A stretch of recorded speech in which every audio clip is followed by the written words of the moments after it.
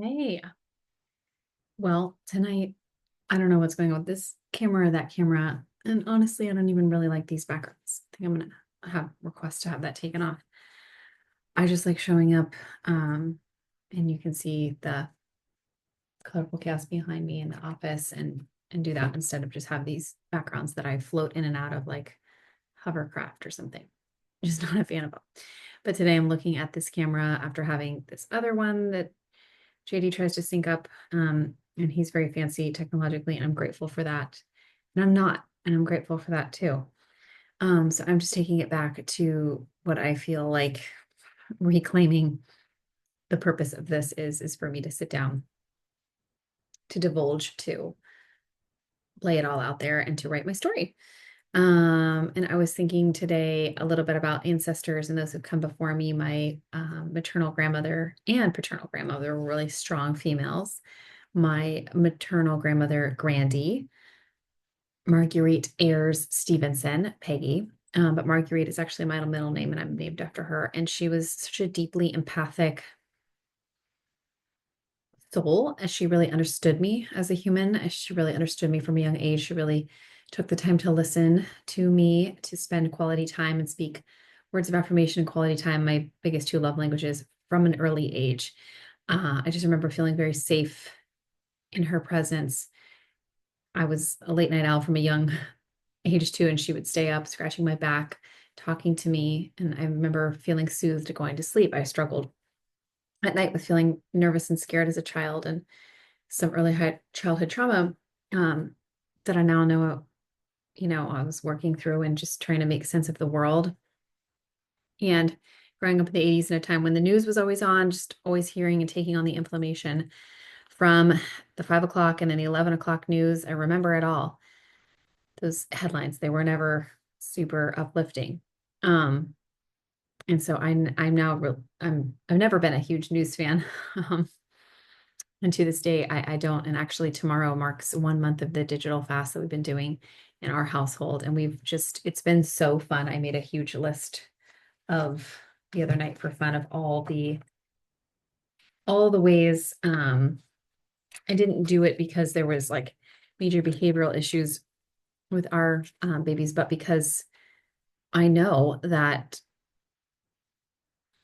I personally was using electronics as like the babysitter at times, or just kind of fell into that mythical limiting belief that I needed to entertain them at all times. And that if I wasn't interfacing with them directly, like, okay, let's fill this time with educational game, and just all of the rationalization I did around like screen time, like, oh, I have them have all these great games that they can play and they're educational, and I will make sure that what they're watching is wholesome and low stimulation. Yes, there are some good things out there. Yes, we live in a technological age, but the overriding goal for me as a mother is to extend their childhood as long as possible, to have them, and that's part of the decision for me and JD, of us schooling, and I'm doing that every single day, living into the role as their teacher, is that we're, you know, part forest school, sand school, beach school, nature school, I guess you say, and 100% childhood play.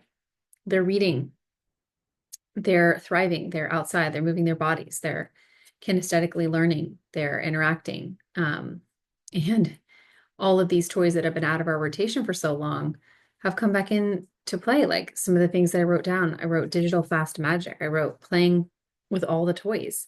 They've been teaching the stuffed animals, lining them up, acting out books. Like Cruz literally says, we've been reading a dinosaur book, and he heard me say, like, it's great to jump into a good book. And he took that literally and drew a circle on his dinosaur book and was jumping in.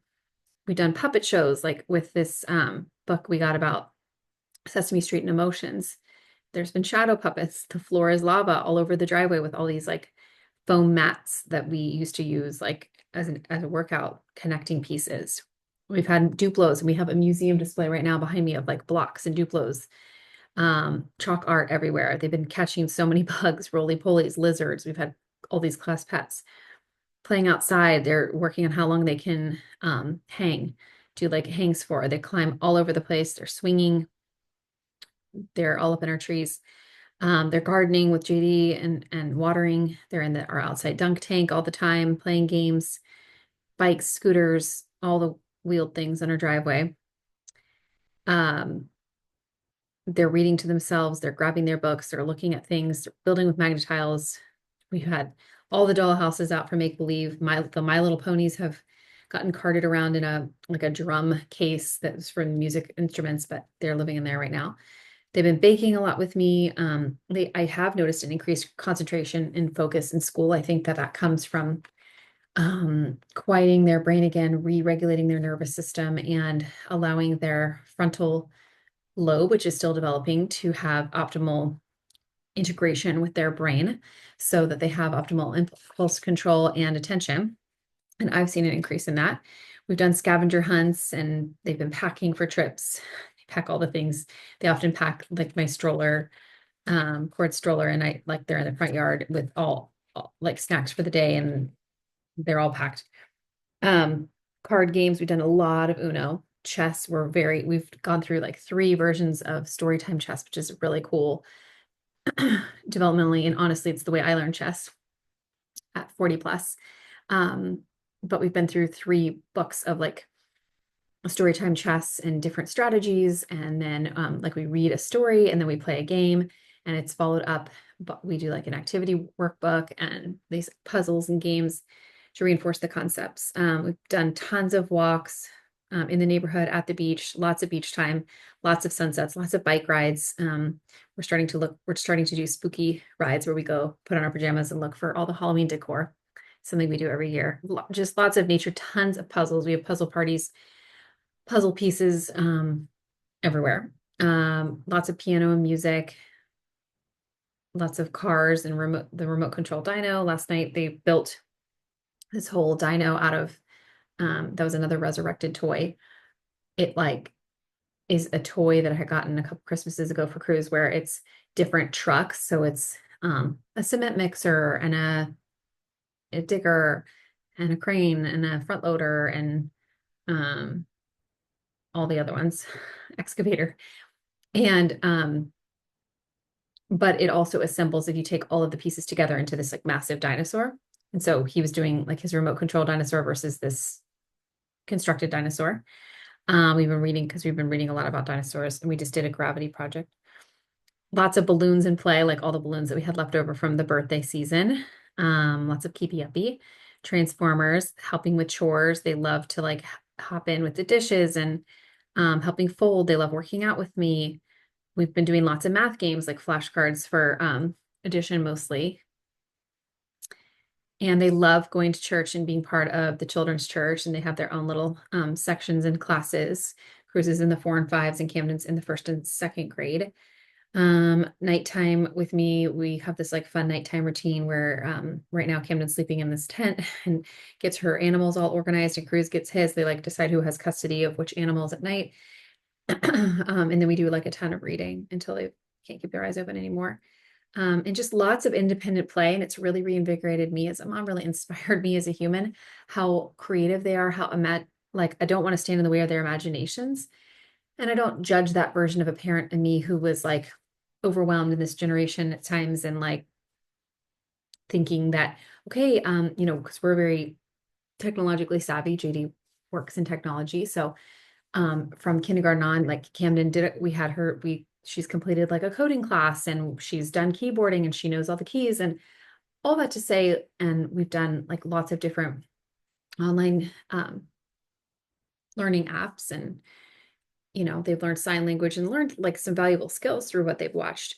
But I will say we've had many more days and nights than I would like to admit where it's been like just lots and lots of hours of screen time. And I wasn't comfortable with that at my core. But I got into a limiting belief pattern thinking, when I wanted to get something done or whatever, that that would, was a safe activity for them to do, a rewarding activity to do. And this summer we showed them, I think I've mentioned this before, the Mario, we had like a dormant video game, like the old school Nintendo, and we got that out and we were doing that. and I was doing it with them. I'm like having fun. I beat Mario Brothers for the first time in my life. Whoop, whoop. And the amount of excitement they had around it, and like they would cheer me on and they would get me to a certain level that couldn't get past. And we had a lot of laughs. We had a lot of fun around it. But I definitely noticed, and specifically with Cruz, he's younger, he's male. It's thought like the X is like a protective factor. It's thought to be in like electronic screen world. Um, it was just particularly like his whole body was revved up playing these games, and he was just, he's an amazing little guy, like just the most amazing. So he was 4 most of the summer until he turned 5. And I mean, he's amazing at these games. He's so good at puzzles. He loves games. He loves playing. So video games definitely like lit up the dopamine pathway for him. And I just started to think like, he's so young. I want to regulate, do what I can as his mom, to regulate his nervous system and to help him establish healthy circadian rhythms, and just encourage his imagination for him to major 100% in childhood. And so, over the past month, like he said a lot of things to me, like, you know what, mom, I like this more than video games. Just because he was loving those so much. And obviously they were very supervised. But they're not missing, like we haven't done TV, phone, anything. And I've been reading about like interactive screen time. And I think probably many parents think this way. I definitely did, even as a pediatrician, that, okay, well, when they're interacting with the screen, that's probably better in the sense of, because they're not passively watching, right? Like they're interacting. So sometimes they would do Mario Run Challenge and these things on YouTube that JD and I were there, but they were like moving their bodies and running and jumping. Um, and that definitely, for one, never replaces the amount of energy they would expend in the 3D world being outside in nature. But at two, the interactive screen time, conversely, um, is not is more dysregulating than passive screen time, watching something. So that was kind of revolutionary for me to like sit with and understand and really like digest. So we dove in before we were ready, right? With the digital fast, and I want to model. I think I heard it said recently, and like I agree with this. Like if I'm, what's the quote? Like if I'm too big to serve, then I'm too small to lead. If you're too big to serve, then you're too small to lead. And so my role is to lead them. That is my primary role right now. And so I want to be the leader in the trenches. And so I now put my phone in the technology room, AKA the office. And I have like dramatically decreased my screen time. I check my email in batches whenever I happen to be around. I even keep my watch in here and I just put it on if I'm going to work out, um, and hop on our Peloton, or do a strength class or something. And honestly, it's been really liberating for me. I have, I'm sure like the eye contact, and I'm modeling the kind of thing that I want for them as they develop as humans, and cultivating their own empathy and compassion for other people and their conversational skills, and just their evolution as these amazing little people. Um, and for me, I feel right, more regulated for my nervous system. I think my frontal lobe is liberated to be able to triage things. And my secretary, this is how I always explained it to parents, because one of my mentors explained it to me, is like in ADD, ADHD, you have all of us in our frontal lobe, like a secretary and a police officer, and the secretary helps keep things organized. He or she, keeps things on tasks and has some organizational skills that preside over you, in the sequential way that you will process things and do things. And then the police officer, he or she, is the impulse control portion, and helping ascertain like the safety in your environment and making decisions that are based in logic and that are not rash and that could not, that could potentially compromise your safety. And so in ADD, ADHD, you have one or both of those roles, like out to lunch, or just not functioning well. And a frontal lobe, we know, is developing in children. And so when we have them in front of screen time all the time, number one, their nervous systems are dysregulated. So they're kind of in this fight or flight, um, that we know from the days of old, and that's not healthy for the immune system, for the body, for like the well-being. And then also it's just this dysregulated disintegration of the brain and all of its parts, because you're processing so much input from the stimulation that we get from screens, in contrast to like the 3D stimulation and sensory experience that you get in nature and in the world and in childhood, where they're meant to like be exploring and learning. Um, and there's just so many more things. But from a social, social cognitive place too, developing empathy and compassion as humans, relating to other people, developing social skills. Um, and then from a sleep perspective, having deep and restful sleep and regulating your um, circadian rhythms. And we know that the dopamine pathways, the same pathways that are lit up in the addiction, pathological addiction, are the same pathways that are ignited and reinforced with screen time, with social media, with video games. And so if those are aberrant and those are in these developing minds, and you need greater and greater basically exposures to achieve that same dopamine level of the dopamine rush, right? Then that's where you can have dysregulated behavior. And at the same time, you can also have depletion of serotonin, which is, basically like the well-being hormone, the feel-good hormone. And that's what a lot of antidepressants, like probably the most famous class of antidepressants, the SSRIs, the selective serotonin reuptake inhibitors. So those act to neuromodulate at the receptor level to inhibit the reuptake of serotonin. So therefore, there's more serotonin floating around. Therefore, ideally, your depression is improving. And so just knowing that all this neuromodulation can be impacted in children and humans and any of us, especially people may be predisposed to this. Yeah, like digital fast. So, fasting in many ways physically from food accomplishes very, very advantageous physical, mental, spiritual benefits. We know this for longevity and in research we've done, and regulating like our metabolism. And so I think the digital fast is like that too. It's regulating our mental health metabolism. Yeah, I'm really there. And I know I started this out kind of ping-ponging around talking about grandmothers and ancestors. And it takes me back to, my grandmother June. Her cursive was so incredible. It was also really hard to read, and I'd have to work hard to read her cards. She majored in, I believe, home economics at Florida State University in Tallahassee when it was an all-girls college. And she was just like such a pistol of a human being, so smart, so strong. And also like such an amazing knitter and seamstress. And gardener, and loved to be outside and social till all the way through her beautiful, vibrant life. And Grandy, Marguerite Ayres Stevenson, she was from the Baltimore area, and she, then lived the remainder of her life in Florida when I knew her. And she was just such a beautiful, vulnerable soul. And she showed me the power in vulnerability and like in showing up for people and holding space for people and in active listening.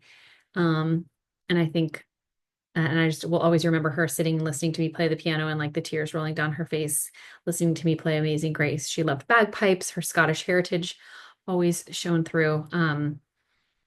And she was an amazing storyteller. Like something I remember about her is that I used to fall asleep listening and asking and begging and loving and hanging on every word of the story she would tell about my mom growing up, about her childhood, like stories, and both of them, and Mimi too, like whenever I could get her to open up, like they possessed the skill, the art of storytelling. And I feel that in my soul. I know that the ancestors before us resonated with that on a deeply spiritual level. And it was an important component of like keeping things in the family and passing things down and just part of who they were. And this art of storytelling, it's there. We can read books, we can consume other people's lives and stories, and as long as we're also creating, which I'm on a big seesaw of just finding, which I think balance is an elusive word, so I don't even want to embrace that. But creating my own path, telling my own story, like seeing the beauty in all of it, and claiming and being grounded in my worth to do that. So I'm thankful to you, June and Marguerite Ayers, for the gift of storytelling, for the gift of family, for the gift of meals, sitting down, quality time, slowing down. Um, and you also both adventured and you were both so strong, like in your female roles and in encouraging women and in writing, handwritten cards and notes and yeah, all the ways that you made family a priority, women a priority, me a priority, and celebrated that as a granddaughter. I just always felt safe in your love and celebrated. And I love that. And I'm tapping into that in my ancestors and in me as I get to raise two fierce females and an amazingly compassionate, energetic, curious um, little boy who also um, is growing up sandwiched between two sisters. And so, yeah, the digital fast has helped reignite because it's created space. Every time I'm saying no to something, I'm saying yes to other things. So it's helped me reclaim and center back on things that I know fuel me and fill me: writing, telling storytelling, reading, connecting with nature, spending more time doing those things. So uh, continuing the digital fast, connecting with ancestors, and feeling aligned throughout the timeline. And I love that.